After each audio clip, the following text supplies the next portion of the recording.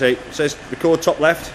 Okay, it's recording, so obviously I'll need one of you to operate it. If you want to look at your car, you've got this handle here, that's stabilising hitch. That one there, that's the one that locks it onto the tow ball.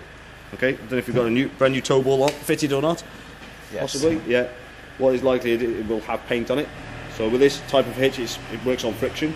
So the tow ball needs to be grease free and paint free. So I'll need to remove the paint off it.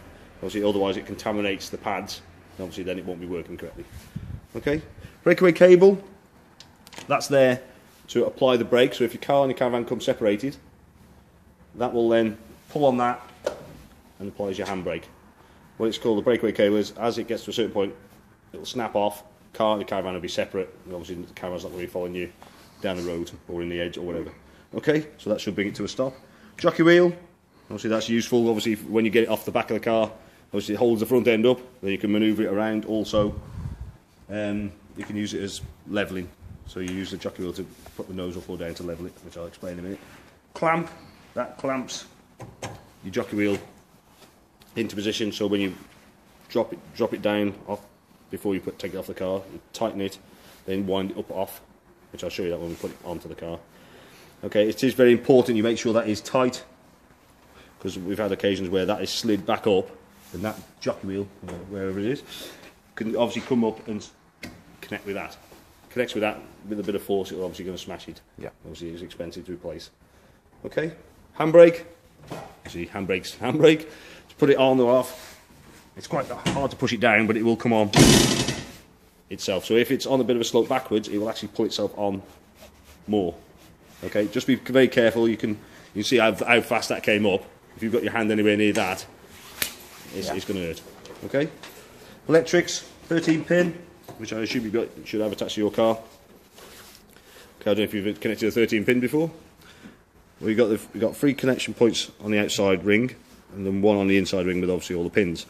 If you disconnect it incorrectly, as in you don't turn it fully to the left, then pull it. If you try and turn it so far, then pull it, that centre pit will not be in the correct position for when you want to put it back in again. Okay, there is a tool to straighten it back up again, but when you're pulling it out, make sure you turn it fully left before you pull it. You shouldn't have any problems. Okay. Okay. Gas locker, as it says. Obviously, that's where you put your gas. Obviously, I'll be attaching that later on. You also got your 240 cable in here, wheel nut wrench, and leg winder or steady winder handle. Also, you've got in here is an exterior shower point. Oh, that's the actual, obviously, the shower, which I'll show you in a minute, which is where it connects to on the outside. You've got an onboard regulator, which is that there. You can operate off either butane gas, which is the blue cylinder, or the propane, which is that one there, off that particular regulator, but you'll need a different pigtail to operate off the butane, so obviously you've got the one that's going to fit to that. Okay. Okay. Obviously, it's very important that you switch the gas off when you're travelling, so obviously don't travel with gas on, and obviously you switch it on obviously when you get there. You can switch it off there, but that is not a proper switch off. That is just for the engineers to, when they're pressure testing the system, they can switch that off there. So it's not a proper switch off. It is there's a little wheel on top of your cylinder. Make sure you're turning that off. Okay. Okay. Right. First thing you normally do when you get on site is obviously you reversing on or whatever. Get it onto your pitch. Check to see if it's level side to side. Okay. The only way we can level it side to side is by either lifting one side or the other onto blocks, so on your wheel or on a ramp. Okay. So if you realise it is slightly angled, you need to level it up. So normally, I've got a motor move on this one. Should have. It's not on the back of it, no. It should have a motor mover on it. Right. Okay, well, obviously we'll go back to shoot with that one. If you've got motor mover fitted, obviously you can use that to put it up onto the ramp one side or the other. Because normally you can get these plastic ramps you can buy, which is probably the easiest things to use. So you just move it up onto certain positions until it's level. So obviously spirit level is very important to make sure you got it level. You can use a can of beans or something like that if you wanted to. If that's rolling down the floor, then you know it's not level. Okay, once you've got it level side to side, well, the reason why you need to get it level, obviously, is one, the drainage on your sinks and things like that. So if you've got the plug hole that side and the sinks leaning that way, the water's just going to sit in sitting there, say with your shower or whatever. Also, the fridge, if it's on a bit of an angle, it doesn't like it. It doesn't like to light. Okay? Okay. Once you've got it level, obviously you need to level it sideways, that is. You need to level it front to back. So you normally use a jockey wheel, so you just wind it up or down. Again, using spirit level to see if it's level. Once you've got it level, then you can wind the legs down. Okay? Which we call steadies. They're not there to lift the van, they're just there to steady it. Okay? So you're not going to use it to jack it up if you've got a puncher. So obviously imagine the position where it's at, it's going to put a hell of a lot of strain on that chassis. It's not there for winding it up for if you've got a puncher. Okay, so what you do is, using that there, which is this one. Yep. Yeah. Wind the legs down, so put them down all the way to the ground, obviously. What I tend to do is do that. If it's moving, obviously it's not enough pressure on the ground. So just do another half turn around until it's solid. Okay, I've got a drill, which if you've got a DIY drill at home, a 12 volt cordless, obviously the pressure comes on just behind that wall there, and it makes a hell of a racket. Especially if you're that end, it makes people jump, and it makes me jump still. If you've got a drill, obviously it makes life a lot easier. You can get that. If you're doing it by hand, if you were doing that one by hand, I'd have all the three done with the drill.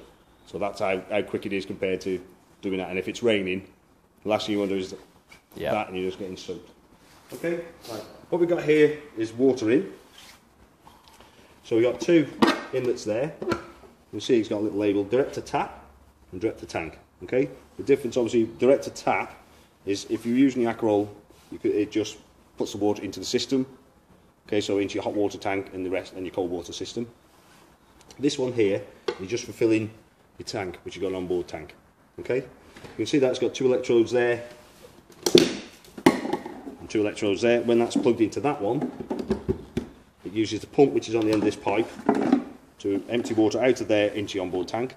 When you're using this system, which is just the ordinary system with just water straight from there to into your taps, it hasn't actually got any connection there for that. So that is actually got an onboard tank. So this is just being used as a pipe. So it's just drawing water up that, right, just into your water system. Okay. So if you want to, obviously, if you want to use it that way round, then you obviously connect to the bottom one. So if you were somewhere for a while, you just put water in there and draw it from that one. Yeah. If you again, if it's cold, obviously you get cold weather. You don't particularly want this outside because it could get frozen if you're likely to go away in the colder months. You can fill the tank. Also, it's like having the equivalent to having two Aquarolls.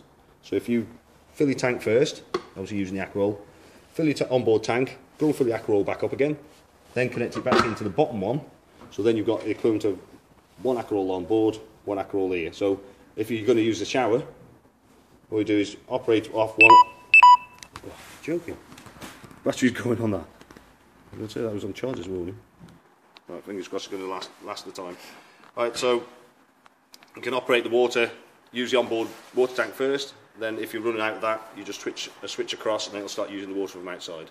So you've got equivalent to that, or you can have a direct feed direct into your Aquaroll, so straight from the tap, direct to that, so you can have continuous water if you wanted to as well. Okay. Okay? What you've got there is an outlet for your shower. With that pipe that's in there, you can, obviously it's there for either washing shoes and things like that, or it is only cold water as well. So you haven't got a hot water shower coming out, hot water coming out of it, which could be a bit of a shock if you think it's going to be. But obviously it's just cold water if you've got a dog or if you want to wash the kids or things like that. Obviously that's the outlet for it there. Okay, battery locker. Obviously I've got your battery to put on, we just run on mine at the moment. So obviously that normally will sit inside there permanently. You don't need to take it in and out. It charges itself once you plug the 240. 240 connects there. Obviously always plug into the caravan first. Yeah. Okay, then obviously unwind all your cable and put it to your bollard. Don't do it the other way around, because if you connect to the bollard first, you've got a live cable then walking across wet grass. Not a good idea. Okay, obviously turn it the other way around. Obviously before you go home, make sure you pull that one out first. Yeah. Okay, that is the key point there. Obviously if you had a motor mover fitted, well, obviously we haven't got that on at the moment. I know we have the person who does fit the motor mover, who's a Power Touch.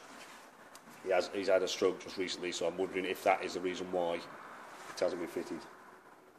But obviously Stuart will be able to explain that. Okay, so you have also got an aerial point there. Look, you see that there? You can connect an external aerial to that point. So some super pitches, You can actually have an aerial point connected to your bollard, and you can connect direct to that instead of using your, obviously got an onboard aerial as well. Okay? What's that? Oh, It's sorry, just yeah. That is your flue for your boiler. Okay, right. so that's just obviously vent the gas fumes or the obviously burn the boom. Two outlets there, one's for your kitchen, one for your bathroom and your shower. Okay, you use your waste master. You've got two grey hoses that just plug into that, and then you obviously just drop it into your waste master, so it just collects the wastewater.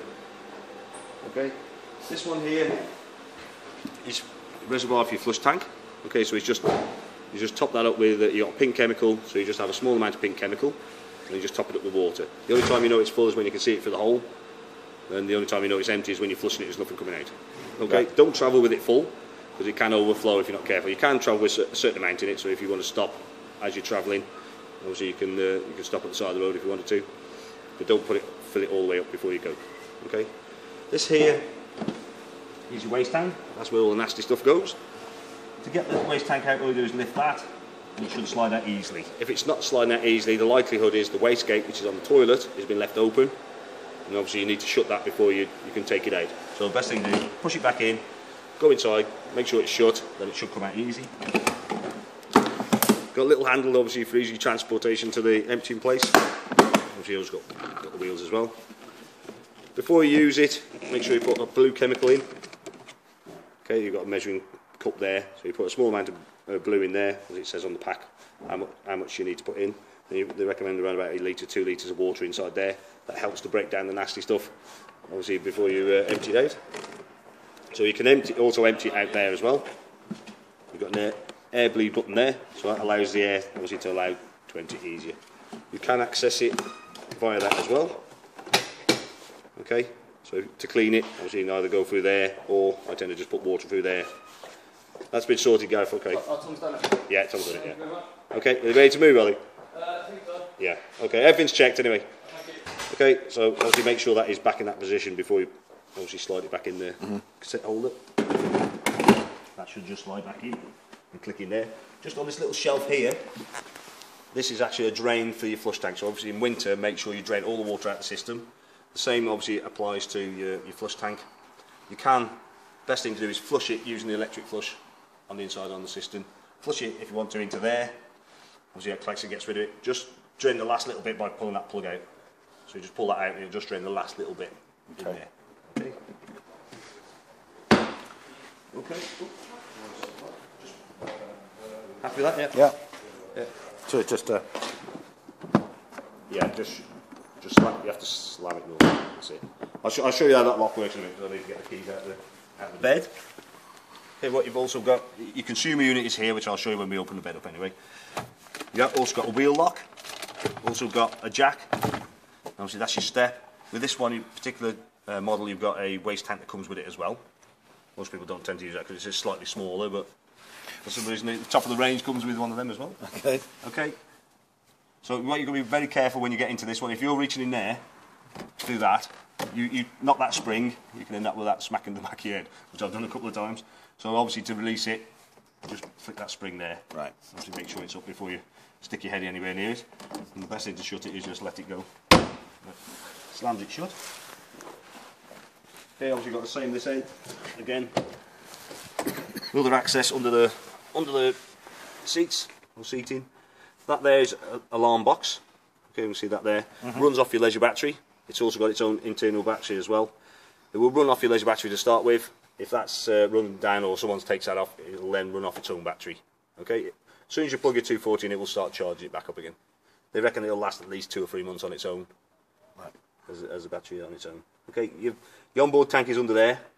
Okay, it's right in the centre of the front. I'll show you obviously when we get inside. Shuts there. Got a gas barbecue point at the front, so that takes the gas off your gas cylinders. Okay, obviously don't operate that inside your awning if you've got an awning, so obviously the risk of carbon monoxide and obviously fire.